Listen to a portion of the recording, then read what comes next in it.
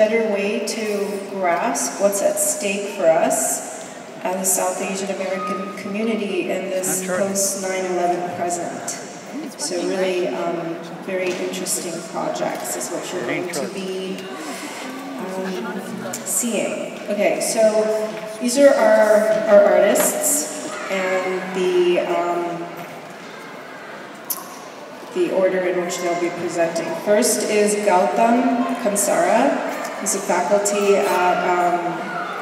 member at Manhattan College's Visual and Performing Arts Department and New York University's Department of Art and Art Professions. Second will be Asma Kazmi, who is an assistant professor at UC Berkeley's Department of Art Practice. Third is Neil Chowdhury, who's an assistant professor of photography at California State University, Fresno. Fourth, Lina Jayaswal is professor in the Film and Media Arts Division of the School of Communication at American University in DC. And finally, it will be Anu Palakunatha Matthews, who's a professor of art at the University of Rhode Island and director of their Center for the Humanities. Okay, so Gautam, we're ready for you.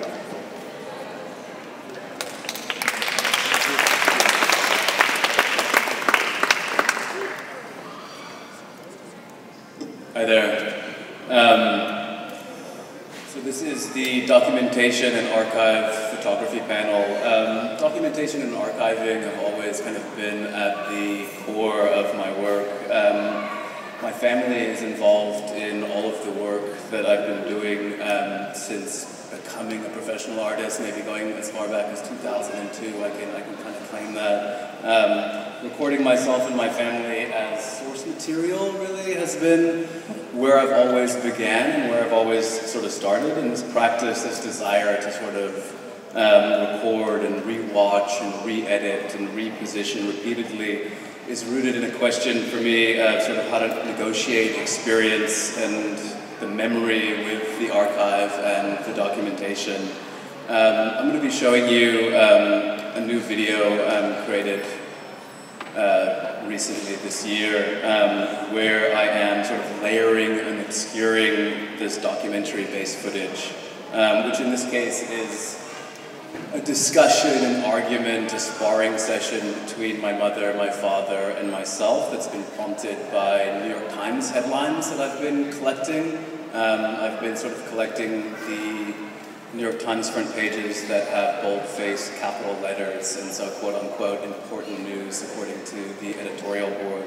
And this was sort of the starting point for a discussion, argument, conversation that I instigated between my parents and myself in my studio. And you know, this argument, this sort of discussion that we have is really our default state. I find that it's maybe a little unusual for Americans, but very, very British in its normalcy, really. And it's kind of how we are most comfortable, in a sense. It's how we're intimate together. We don't talk about our feelings and our emotions, but we talk about politics and Obama and things like that. Instead, the visuals that you'll be seeing, this layering process, looks quite digital, but it's all an analog process. The sort of fundamental device is a projection on a television screen that is then mitigated by objects that I'm placing between the two video images to sort of negotiate and collage the imagery together. And this layering is about you know, a need to kind of piece things together, this disparate nature of our modern lives, where we have so many sort of various connections and concerns kind of knocking around in our head, and so this is an attempt to kind of visualize that process a little bit, that internal process. And, you know, negotiating life in the face of absurd circumstances which are involved in all of our lives, private dramas, traumas, alongside collective memory, news, and current events. So yeah, I'm going to play the video for you. Hope you enjoy.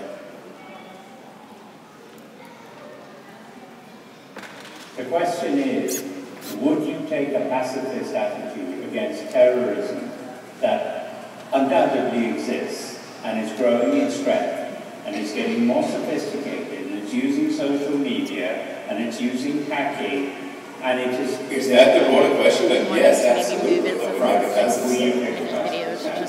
Well, if you take a pacifist attitude, and Western Europe starts getting attacked, you're letting down your allies. Franklin, look at every video that ISIS has put out.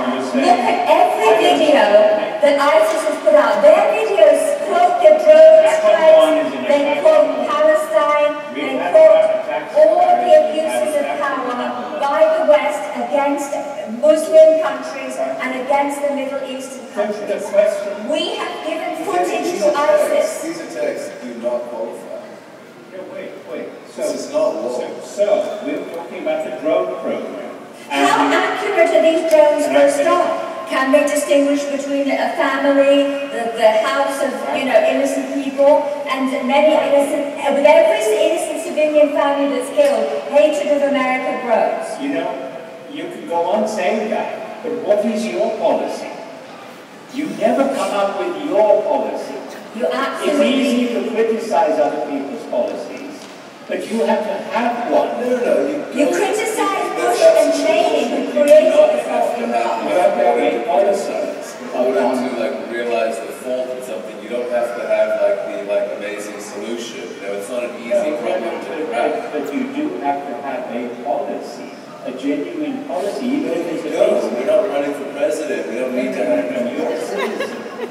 You're deciding whether or not to support your president. You can critique him. But you should have an opinion. But the way he stepped up the drone program was wrong. It should not be drone. It's like a video game. You're sitting in comfort in Utah and you're playing as if these are not real people. Yeah, there's this. They're not real people. Taking the risk, exercising physical force with no risk, lethal force with no risk is problematic. And it's like a video game. It's too easy to kill. Makes it too easy to make that decision. There's no cost. Exactly. The fact that and you lose that blood and drama and those instinctual things that make us hate blood and killing. For centuries, people have gone to war, have wanted to go to war in order to kill. Young British men. People have revolted actually against blood. Signed up against their parents' wishes to go to war. And then when they got there, they discovered how horrific and horrendous, and killing a German, they couldn't do it. The blood and the stench and the grenades, it was like hell. It was like being in hell. And guess what? Those stories were not hidden. They were live. They were real in the lives of British people. And more young men signed up. No, the ones who signed up didn't know what to expect. They were given this patriotic stuff. Bring it down. The truth is that human beings, particularly young men, have gone to war and have not been inhibited from killing. You're wrong. 99 out of 100 times. 19-year-olds, 20-years-olds, they have no clue what life is. The fundamental argument you're making, or what death is. The fundamental argument you're making is that drones, because you are not putting yourself at risk. Exactly. Okay. And you don't feel the humanity of the other person. Are somehow going to be used indiscriminately compared to sending young men out there. Absolutely. Who will kill with great moral, care. It's not moral care, it's horror. It's a horror. It just isn't true. Just hold on. Because in drones... Listen to Goten. You listen after me. Listen to Goten. No, listen after me. Just think about it. No, just talk to Goten. Just think about it. You've got a gun in your hand. You're going out into a real war. You see some movement out there, and you're inclined to shoot because you know that otherwise you'll be shot. Now compare that to you're sitting in behind a desk. Let me finish. You're sitting behind a desk. You're at no risk. Therefore, you're not trigger happy. You can actually afford to consider it. Have you played a video game ever in your life? Stop what I said. Stop. It's absolute bullshit. Okay, tell me. Being someone about following orders. You're not making these fucking decisions. Don't fool yourself for 1 second. Yeah, you are. You're describing an act where it's like, I have the faculties because I'm not scared of somebody killing me. I'm behind the desk and I can make a more like accurate decision about what I want to do. That's not how it works. So how does it? They're scared shitless. You have like a list of targets and you execute them. But who decided that this is target? Well, Obama actually signs off on every targeted assassination. Wait. President in history to take that onto himself. Before we get to that. Kill this. There's a reason he did that. To add another extra layer of scrutiny.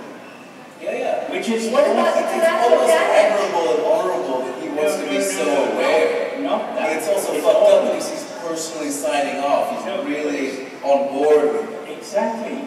And that's Because terrible. and you know what? Obama, if he was actually as commander-in-chief, out in the field with him and his own men under gunfire, he would not be so deliberative. He can afford to be deliberative because he and his people are not at risk. So a brief excerpt of the piece The is question about 20 is, minutes long. would you take a pacifist attitude against terrorism that undoubtedly exists and is growing in strength? And it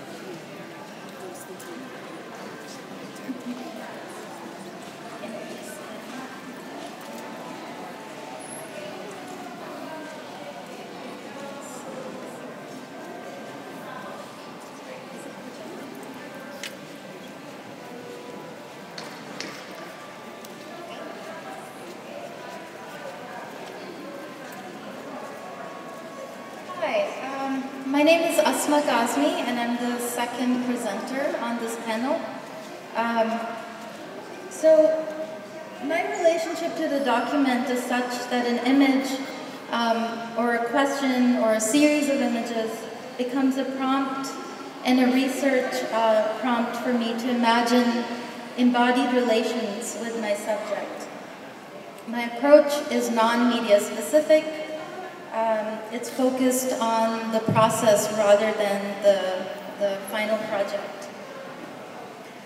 I will, for this short presentation, I'm going to focus on 3 specific works, which I think are good representative examples of my practice. So the first work that I'm showing is actually an early work called Relation Shoot. And Relation Shoot is a performance and web-based project where I documented my training at 2 different slaughterhouses in Illinois. And I'd like to go through the process or the images that instigated this 2-year-long journey. So these are some images from Karachi, Pakistan. I was in Karachi during Bakra Eid or Eid al-Adha, and I was shooting these images of animals being slaughtered. I came back to the U.S. with these images, and I was trying to grapple with how I was going to use these fairly sensational and shocking images. This was also the time during the Iraq War when a lot of pictures from the Abu Ghraib prison were circulating commonly in the media. And so it was at this time when I was thinking about my own relationship to pain and death and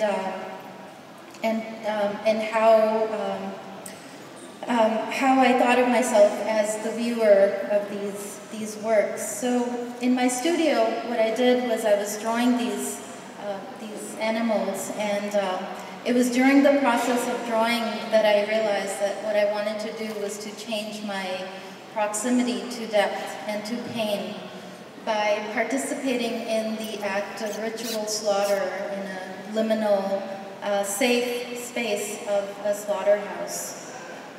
So I spent a couple of months working in 2 different slaughterhouses, and I created a website which became an archive of video footage and photographs, as well as texts and interviews that I gathered during this time.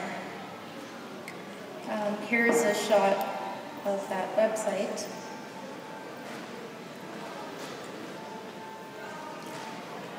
I move on to my second project now. This one is called Palimpsest, and it's a series of recent drawings that I've been working on, and I'm going to show 2 drawings from this series. Palimpsest is an ancient manuscript where text gets erased for the manuscript to be reused, and over time the old text reappears sometimes, creating this kind of accidental juxtaposition. And so it is this form of the palimpsest that I'm utilizing and thinking about through this project. I've spent the last couple of summers in Paris, and the phrase "Je suis Charlie" was one that I encountered, and as a Muslim woman, I was trying to think about what that term meant to me, and specifically the Muhammad cartoon controversy and the simplistic terms that complex issues of representation are talked about in the case of a secular liberal society. And so in terms of representation of Muhammad, practicing Muslims often emulate the Prophet in this really performative way, where they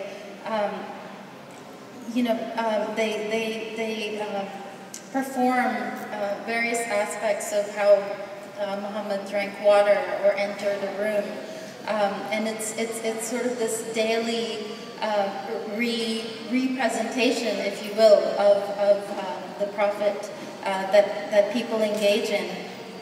And so within this context, an insult to the Prophet is also an insult to your own body and to your own sort of habitual way of living. And so for this project, I reproduced the Charlie Hebdo drawings, and in a performative act, I went about erasing these drawings.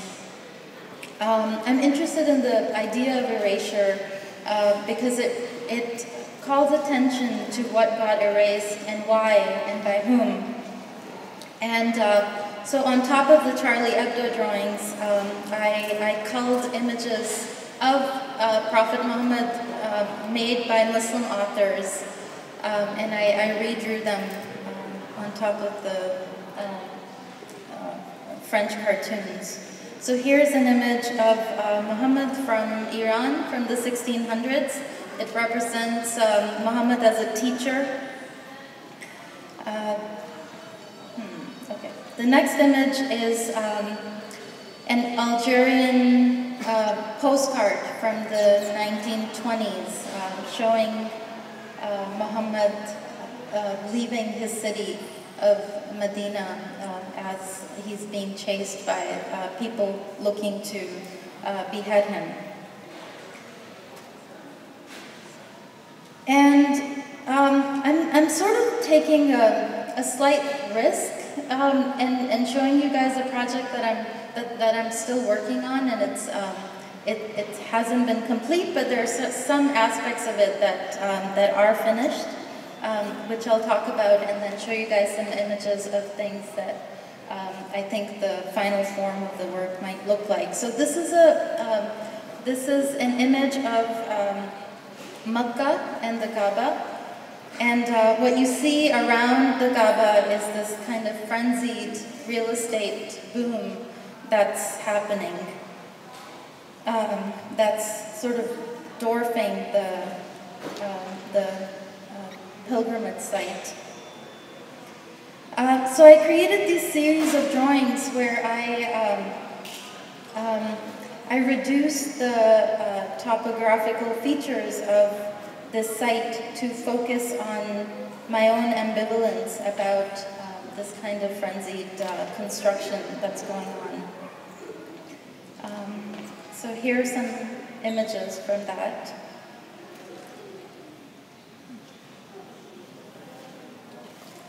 And this image is not mine. It's an image of a mosque from Egypt. It's a women's section of the mosque, and it has a projection of the Kaaba.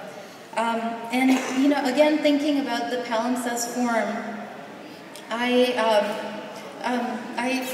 think I'd like to use this image to talk about what the next iteration of Cranes and Cube will look like.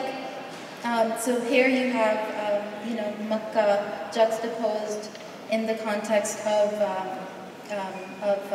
Egypt. It's creating this immersive space for these women to pray and have a close relationship to the Kaaba. So my final proposal for this piece, I'm going to Saudi Arabia in August, where I will be documenting and looking at various buildings and conducting not only field research but also archival research. The final work will look like a series of images and objects that are recreated from various sites around Saudi Arabia, as well as an augmented reality aspect that's part of this work. And I'm interested in thinking about history as a layered process. I'm thinking about sites as ones there that have a linear connection to their past and the present, and thinking about looking at locales and locations by considering those different aspects. So that's all I have for today. Thank you.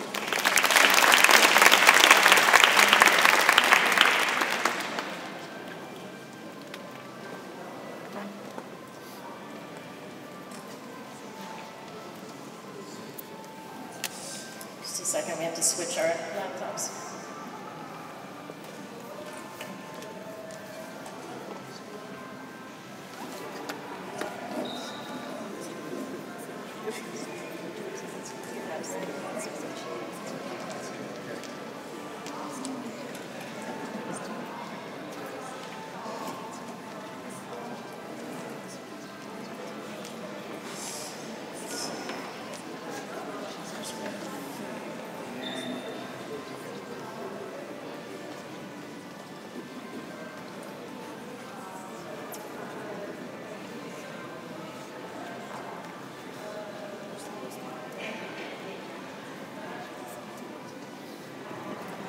Hi. Okay. Wow. That's loud. I'm Neil Chowdhury. I really changed my presentation at the kind of last minute, both this morning and last night, after talking to or listening to everybody else speak, and I really it made me think about things in a different way. So I'm going to kind of wing it here. But anyway, most of my work centers. It's a very traditional approach. I'm much more of an old school photographer than I think most of my colleagues here on this panel are functioning that way. But what motivates me is not so much the documentary impulse to kind of capture the way other people live and so forth, but it's more for my own educational process, because I grew up in the United States. This is, so I'll start here at the beginning. This is my grandfather, or great-grandfather rather. That's my dad in the upper right, but he never talked about his family. Growing up, he was trying to assimilate. Me and my brother and I were supposed to grow up like, normal American kids, which wasn't possible, I think, with a Bengali father and an English mother, moving every year or two around all these various suburbs. And so, my paternal family was a mystery.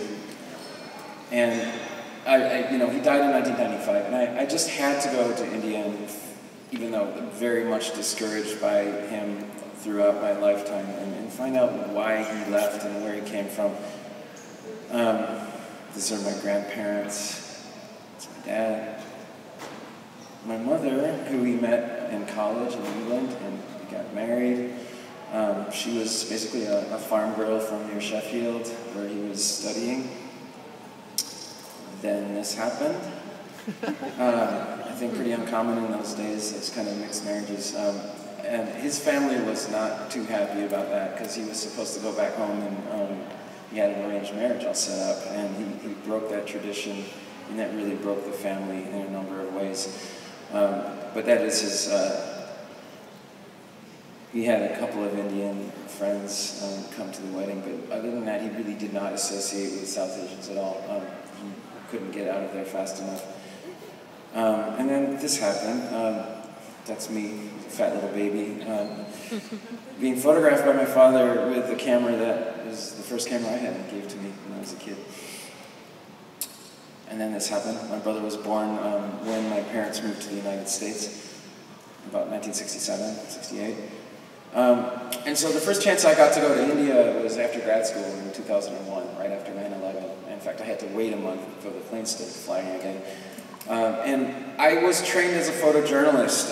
I did 2 years of that, and then I kind of switched over to a fine art track because I realized that photojournalism was just too fakely objective. And I don't know where I got this kind of layered aesthetic, but I would show my photographs to editors at newspapers, and they were just like, we can't publish this stuff because it's too complex and nobody can understand what the picture's supposed to be about. And I said, well, that's the way life works, and I would prefer to work in that way.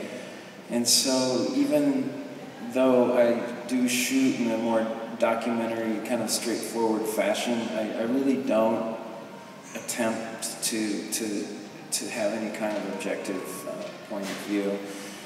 And so, but I'm also really influenced by Magnum photographers and great Indian street photographers as well. And I did a lot of this kind of work. I have thousands of these pictures, and honestly, it's vastly unfashionable. I think now people are like, oh, it's exploitive, it's like, voyeuristic or whatever. For me, it comes pretty naturally, moving every 6 months to a year to 2 years as a kid. I was always a social outsider, and I used the camera and just this sort of a point of view of the observer, because I could not figure out how people functioned socially, because I was too uprooted as a child to get a grip on what was happening socially. And so I kind of used the lens to observe how people behave and try to tease out what's universal human behavior from what's specific to different cultures. And I've traveled and photographed in a number of places, but I do keep going back to India. But I did get frustrated with the lack of sort of ability for straight photography to express my own very direct emotional response to what I was seeing. As essentially an American guy that really hadn't traveled that much, suddenly I'm like, traveling around all these big cities in India and not really knowing how to process what I was seeing. It's supposedly Indian, but I don't speak Hindi or Bengali or any other Indian language. And I didn't really understand the traditions and the rituals, and I made a lot of these kind of digital collages as a way to sort of teach myself what those meant, both in terms of their historical and religious meanings, but also I was interested in transforming that iconography into a way that made sense to me. So these images are more personal than they are reflective of any particular Hindu tradition, I think. It's this one, Lakshmi. in the McDonald's, while I was there the first time, there was a huge controversy because McDonald's was muscling its way into the Indian market, and it was not happening without opposition because, of course, the thing about McDonald's, they do not sell beef hamburgers in India, but even the French fries, there was a huge controversy that they were possibly fried in beef tallow and lard, and people were breaking the windows and burning down the McDonald's. So I had to make that. This is the last digital composite piece I did, and it got very complex and really a pain in the neck. Literally, I ended up spending a couple $1,000 on a chiropractor just trying to get my neck unkinked after making this piece. And I kind of decided that even though these were maybe more expressing the way I felt, learning about India, kind of, boots on the ground as a street photographer, it wasn't worth the cost to my health working this way. And so I started working in a more straightforward manner with a large format camera. And I was really interested in the kind of ironic sense that it was the same type of camera that had been carried by sort of, traveling English soldiers and officials as they tried to document various phases of Indian society and architecture and so forth. And I thought it was pretty funny that I was going back as a kind of half Indian guy trying to learn about the former colony using that same type of equipment. But what happened very unexpectedly was that the people I photographed were not chosen by me. They were sort of self-nominated because people would see me with that equipment, and street vendors were fascinated by it because the older ones would remember these itinerant photographers who would go around and make pictures, for money to make a living. And, in their living memory, that had been, one of the trades that took place on the streets of India. And so I accidentally made this series of images of people doing, labor, street vendors and so forth, parts of the casual economy that are getting very difficult now to survive simply because of, inflation and, the rapid westernization of Indian society. And so I figured out this way of printing them with these oppositional chemical emulsions that fight with each other, because I thought it kind of embodied the idea of this sort of corrosion of traditional ways of life by the sort of, technology and the economy, the way it was changing. And then years later, I ended up finding my grandfather's house, and this was just two summers ago. I spent about 6 weeks going to this house and photographing, trying to document what was left of that place. I have a pretty contentious family history, and I heard a lot more about it on that trip. And what I found out was really quite disturbing. I'm not so sure I'm ready to process even some of the specifics or even how true some of that is. But what I did was apply that sort of, corrosive technique to these images to kind of also reflect the internal conflict that really tore my, paternal family apart. And it wasn't just my father leaving, but there was a whole series of events that I learned, traveling around Calcutta were not uncommon. And it was like sort of the British leaving, pulling the plug on the kind of traditional ways of living and economy, such that families like my grandfather's, who were based on a sort of feudal system, essentially, they were landowners and they derived their income from the people that lived there. It was a very unjust and a very, oppressive system, but unfortunately, that's the way my grandfather got his living. And when that ended, they ended up selling off bits and pieces of the property. He died, didn't leave a proper will, left the house to his servants, and it's been under contention ever since. So the place is falling apart. Nobody's taking responsibility to repair it. It's being, occupied by squatters who've been there for decades now, and they have some, in West Bengal actually legal rights to remain on that property. So it's a big mess, and I wanted the pictures to kind of reflect the fact that it's really falling apart. This is the well that 3 generations of that Chowdhury family drank from, and it's full of plants, and it's pretty toxic now. I don't think you really want to drink that water. And I thought that well was a perfect metaphor for the kind of the way that family sort of fell apart. And what I found is that it's not a unique situation. Calcutta is absolutely full of these crumbling villas that nobody can figure out who owns. Nobody's fixing them, and every monsoon season you see in the news that these places have somebody's house has collapsed around them, killing half a dozen people. So there's a bit of melancholy here, but I really had to be honest with myself and realize that in some ways you really can never go back. I mean, my father left for good reasons, and me going back to try and unearth some of that history was neither welcomed from either side, what I found out. So it's a bit of a sad story, but that's what I'm going to end with, this lovely tea set that my grandparents left.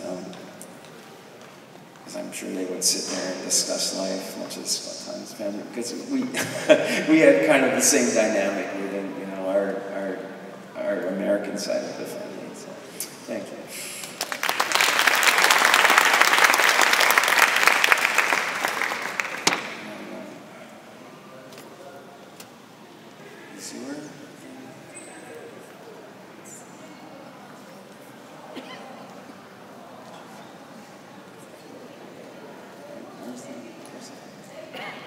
It's lost. It's so tiny I can't use the movie.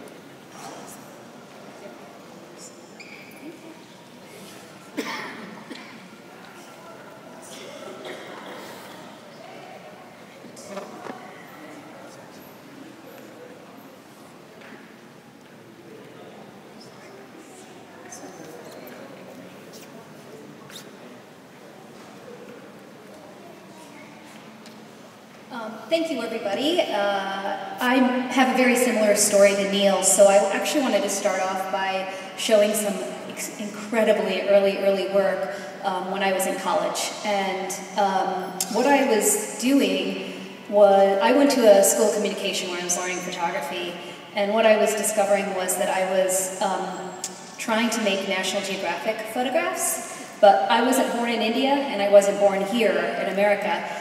So I was kind of just modeling what I thought good photographs meant, and clearly not understanding the complexity of that until I started doing my degree in anthropology. And then I was like, oh, this is completely problematic, these kinds of images. So what I then started to do in terms of documentary was that I realized to get to the macro, I had to learn the micro. And so I started to photograph family and places within that meant something to my family, like this room in particular is the room that both my mother and my sister were born in, Benares. And so that helped me try to get this relationship between being, sort of neither there or here as a photographer. At the same time, I started to read Raghuveer Singh's Rivers of Color, where he explains, has a very descriptive explanation of Western photographers and Eastern photographers. But I also felt like that didn't leave a place for me who had one step in both worlds. So I started to make documentary photographs of street photography, Polaroid transfers. And these are very small. These are the 3.5 by 5 size images. And what I really liked about them, I was also reading Martha Rossler's In and Around and Afterthoughts on documentary. And I like this process because it allowed the viewer to see the imperfections. So it was like, we're not trying to fool you with anything. You know that you're looking at something that is a photograph. And this is my Nanaji. And then when I came back from my trips to India, it was like, well, how do I continue to make this kind of work that's identity formation in the United States? And I live in DC, and I discovered the 10th annual Miss India DC pageant. And I had never known about the 9 other ones previous to that. And now they're up to year 21. And so I said, well, okay, these young women are probably going to be about, like, you know, a decade younger than me, but maybe I'll learn something about myself. I'm going to try and find bits of my identity. And what I found was that these young women maneuvered both sides of their identities, their Indian side and their American side, so fluidly, which was not the case for me. So it was a very interesting project for me to work on. Numerous thousands of projects later, these are a little bit more recent. So I decided to, I've been writing down all of the misogynistic, sexist, racist, you know, things that people have said to me, and started to actually make a series that was much more confrontational. And this is where a shift of my work starts to become more about issues about race and feminism. And so I started to do this series, and unfortunately there's lots of different images in that series to work with. And then again, I wanted to kind of get, I had, about a year ago, I had this really longing feeling for Indian culture, my parents, my family. My family lives in Ohio, so it's, but I hadn't seen them in a long time. And so I decided to go home, and I had less than 24 hours. I spent shooting about 15 hours every sari that my mom had in her house. And the big grid is actually about a 36 by 45 image. It's a backlit transparency. And while I was doing that, and that's why this goes into the documentary part, is that she was telling me about each and every sari, because she sat there the whole time. And then I started to record some of her audio along with that, because then this became her telling me more about the intricacies of our family and like how the cloth was tied to that. And when my son was born, we started to really have conversations about race. I talk about race all the time. I teach about race.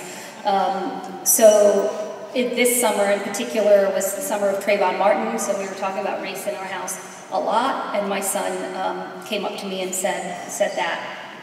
And with that is the next little video that I'm going to show. It's a piece called "I'm Not the Nanny," because I'm not the nanny, I'm the mom. And my son is half white, and I'm just going to play this then for you all. Oh, whoops, sorry. Actually, let's see if it's not. It does not seem to want to play, so give me 1 second and I will play it off of the video.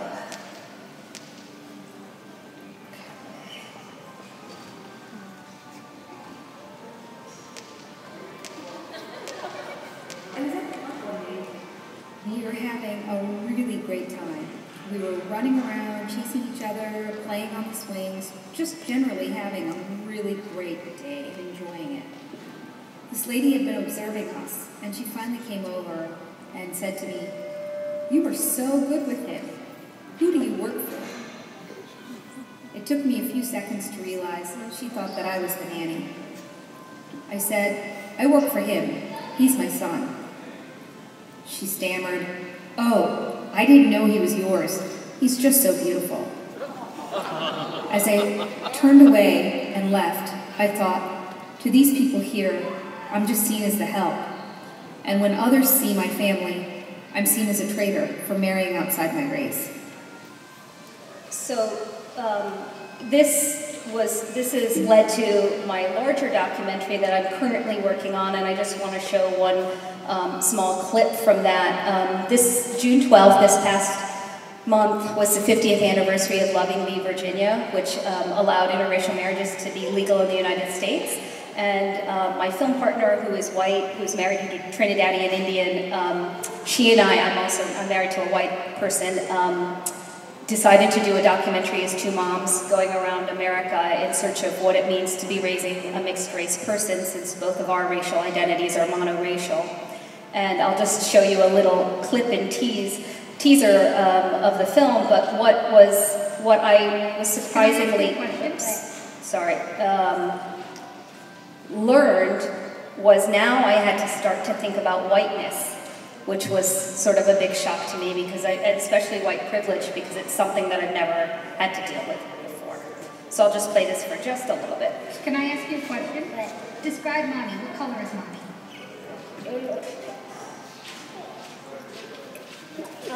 Light brown. Light brown? Okay, what color is Daddy? Skin color. So I'll just stop it there because unfortunately I'm out of time, but thank you so much.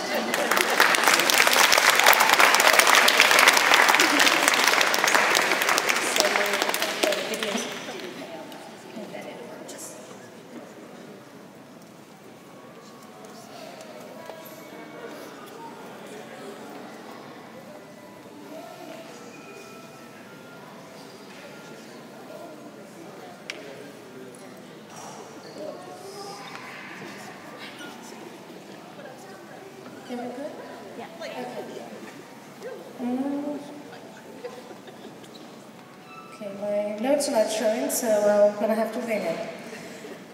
I'm going to start with this quote: "Those who cannot remember the past are condemned to repeat it." This kind of is the essence of the kind of work that I like to do, which is looking at parallel histories and looking at the past and telling threads that may not have already been said. So I'm going to show you two projects today which deal with this. The first is an Indian from India. I have a hybrid British, Indian, and American accent, as some of you may be able to tell. And because of that, when people ask me where am I from, and if I say Rhode Island, no one believes me. And if I say that I'm an Indian, I often have to clarify that I'm an Indian from India. So I started this, and in 1492, Columbus sailed the ocean blue. Looking for India, he found North America instead, and thanks to that we have all this confusion. So in this body of work, I take 19th century photographs of Native Americans and pair them with self-portraits to reverse the gaze, to get the viewer to rethink their notions of the other. The work is not only about that, it's also about the parallel histories between colonial photography in the United States and also photography that was done in India. So this is a photograph with my stepdaughter, and when she was 2 years old, I was considered the nanny, always called the nanny. So people say, oh, this doesn't happen anymore. Well, this is from a recent doctor's appointment where I'm a declined Indian, and I'm not sure what that really is. So now I'm going to move to more recent work called Open Wound, Echoes of Partition. Most of you know most of the details about partition, so I won't go into a lot of detail. But during partition, in just 3 months, over 14 million people were displaced and over 1 million died. And I have a quote here, which I can't see my notes, but according to Ramachandra Guha, a lot of the violence that still continues in the area is because partition has never really been resolved. So I wanted to honor the history of the people who went through partition, who are now in their 80s and 90s and are children of partition. And I did these through photo animations. And this is the first one you're going to see by the Kohli family.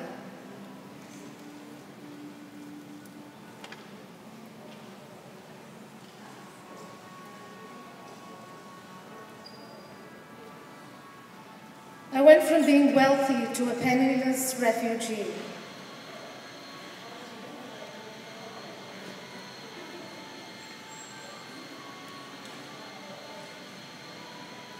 My father went back after 2 years to his home at Lakshmi Mansions, flat number 39.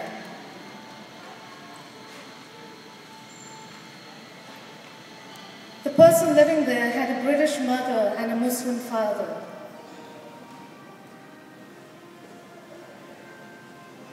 The man asked if he would like a cup of tea.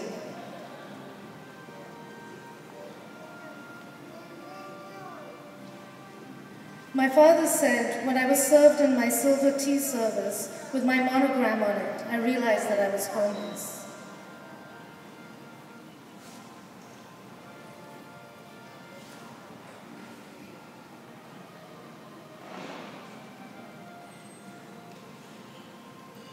So this short video is going to just show you about how I collaborate with the different families. Well, that's my grandfather, but I can't find my great-grandfather. My grandfather's brother's wife, and his dance before any other wedding. Okay, that's very dress. Yeah. It's very unusual for someone to wear a lehenga on a wedding. I think it's nice. You know, very light.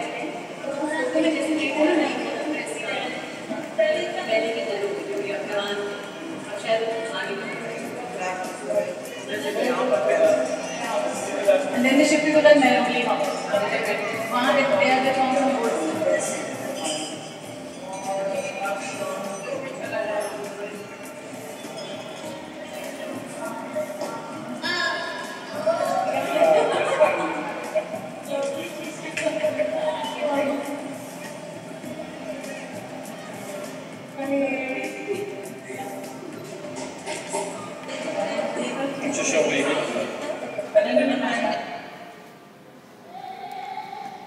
So one of the strengths of photography is its power to bring back memories, and by opening up these photo albums, I was able to connect with these strangers and collect their stories.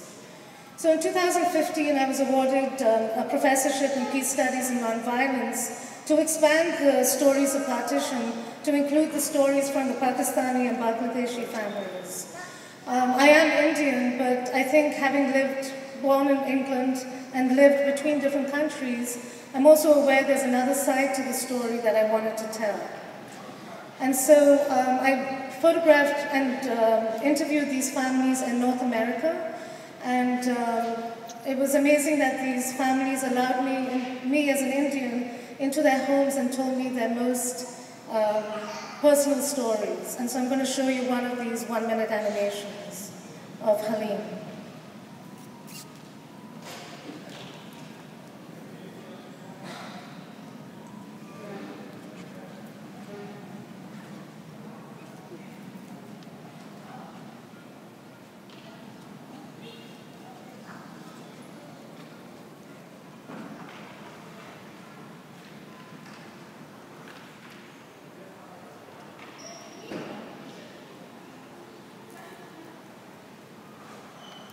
So he's going to lose his hair now.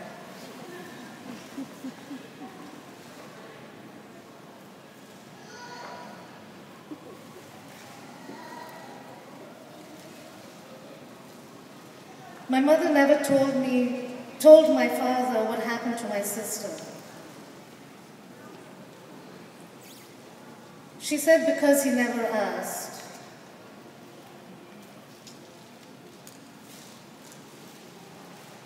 She never spoke about losing a child.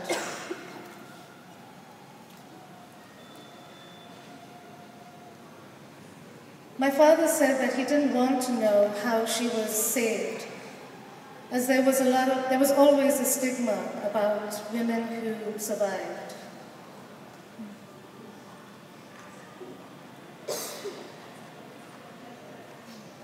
My mother told my wife how my sister died.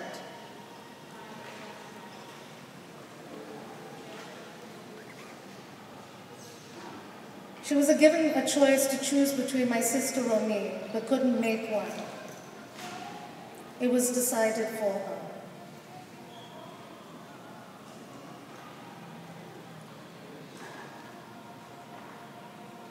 So I present the work in a hollowed-out 1947 encyclopedia that has an iPad mini inside of it. It's also shown as projections in a gallery space. And recently in New Delhi, the work was shown, both the Indian stories and the Pakistani stories were shown side by side in an exhibition in New Delhi. So the work that I've done on stories of partition has actually led to more recent projects which have kind of sparked from that. So in closing, I'd just like to talk about my use of archival imagery. I use it as a way to make it accessible to a larger audience, because it's imagery that they're familiar with, whether it's the images of the Native Americans or whether it's family photographs. Thank you very much.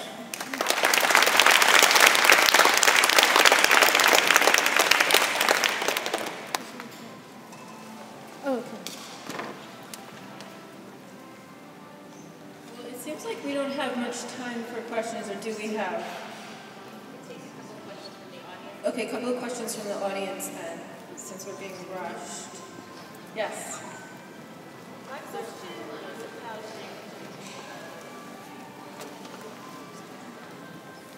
So I'm actually really interested in this panel because I think that much like we've discussed in terms of our cultural identities in this country being somewhat stuck in between, conflicting or perhaps incomplete expectations, I think that photography as a medium relative to the art world is often stuck in a similar sort of liminal zone. Nobody's really sure if it's journalism or if it's art. Same thing with these video type projects that have kind of speculative documentary aspects. Nobody's quite sure which box to put it in, and sometimes it doesn't get put in a box.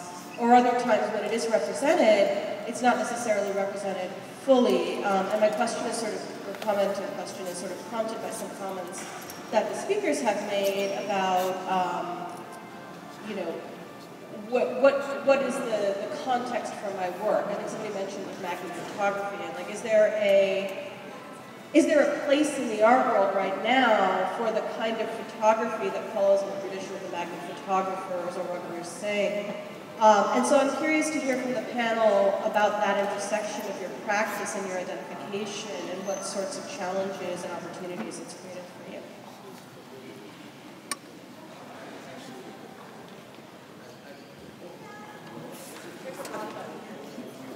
Yeah, I want to grab that question because it's been a huge dilemma through my entire career, honestly. Finding a place for my work that is, honestly, very uncomfortably situated between art and photojournalism. And frankly, I think it's been a big detriment to me not to make that commitment to one or the other, because frankly, I don't fully feel comfortable in either world. And I like my little kind of cozy niche halfway in between. But it definitely does limit exhibition opportunities. I would say I'm sort of like, I hang out with a lot of photographers, right? But I really don't get a lot of invitations to show in that context. It's more in places like this where I get to show my work. Yeah, it's been a problem. My husband, who's also a photographer, insists that I call myself a photo-based artist and not a photographer. I think the problems that I found is more in funding, where there's strict disciplines, and my work is now photography, but it doesn't really fall cleanly in other boxes either. I was going to say, as an academic, that has been the problem of going through the tenure process, going through promotion to full, was to even find people who understood how to evaluate all of your work as a full. So I'm excited about the academic panel to hear some of that as well. Maybe just briefly, I mean, I feel like placing people in boxes is in fact the problem, and we currently find ourselves in the South Asian box, which I have tried to not be placed in for I would say my entire career as an artist in a way. And as far as like a photographer or a video maker or a documentarian, you know, there's also many different versions to projects, and some that are more appropriate for one venue or another. And I think that's kind of the beauty of photography-based media or video-based media, that it is that changeable, right, depending on the different format in general. But I find the desire to place people in boxes is maybe where we find ourselves right now, and that's maybe the place to start jumping out of.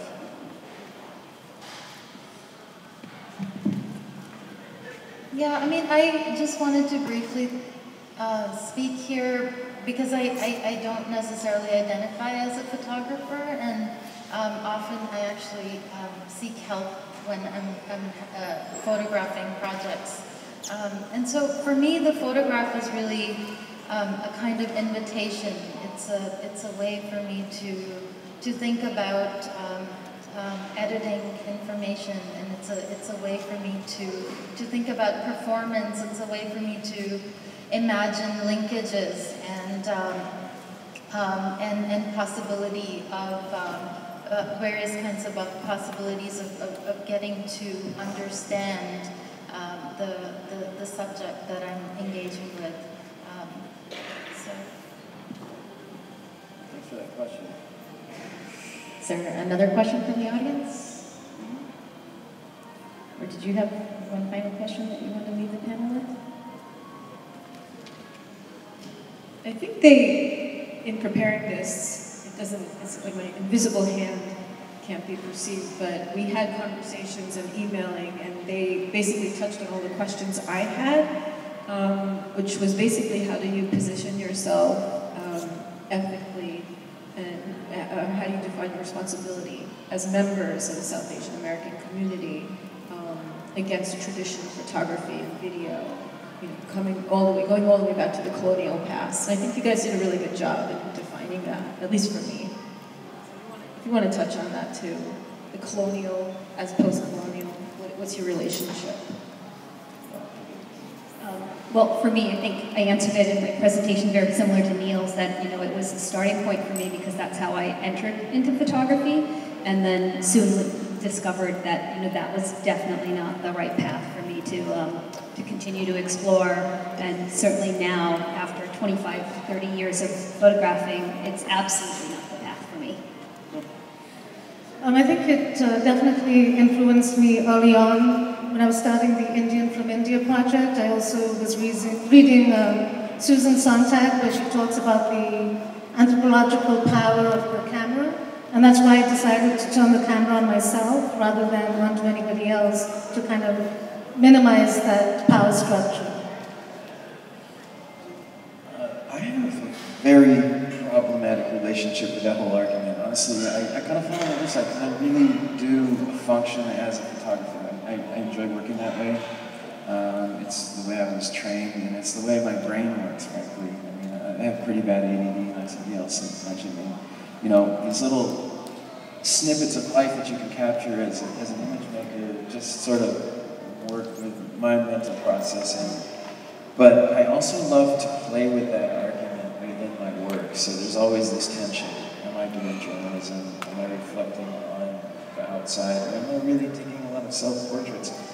And I think with that last project, it's becoming maybe more apparent that it's a more inward gaze in a way of sort of processing and learning for myself. So I'm honestly less concerned with audience response and how that plays out. And I'd like to maintain that tension in the work, to leave those questions open. I'm okay with that, I guess.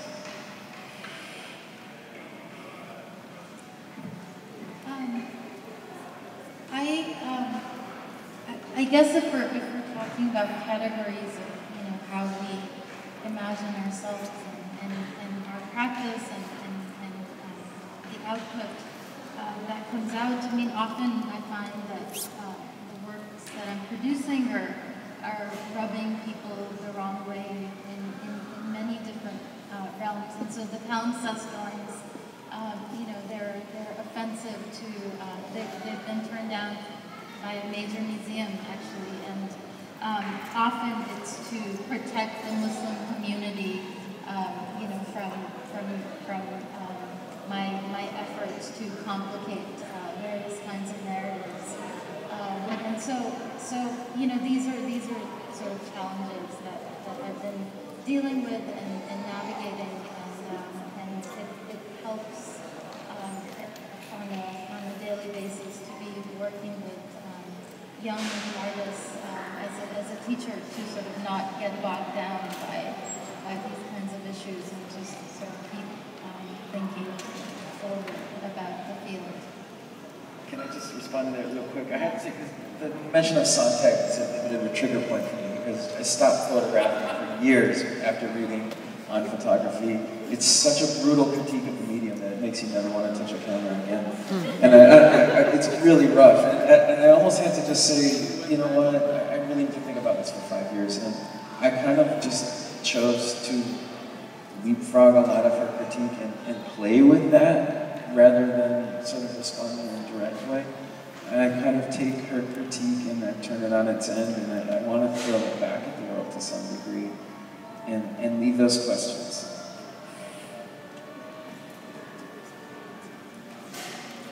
No comment. Okay. So with that, I think we'll have to wrap this panel and get ready for our next one. Thank you all for your presentations. And the next panel will be on installation and public and academic address. So we're going to take about a 10-minute break to set up the next round of presentations. As I mentioned before, we have moved the lunchtime performance by Basira Khan to after this next panel. So instead of the coffee break that's there, so you kind of use now as your coffee break if you'd like, because we really don't want to respect the performer. Please stay in your seats after the next panel, because we'll go straight from the next panel into the performance before we break for the final performance, final panel of the day. So we have about 10 minutes to do whatever you need to do, and then we'll start our next panel soon.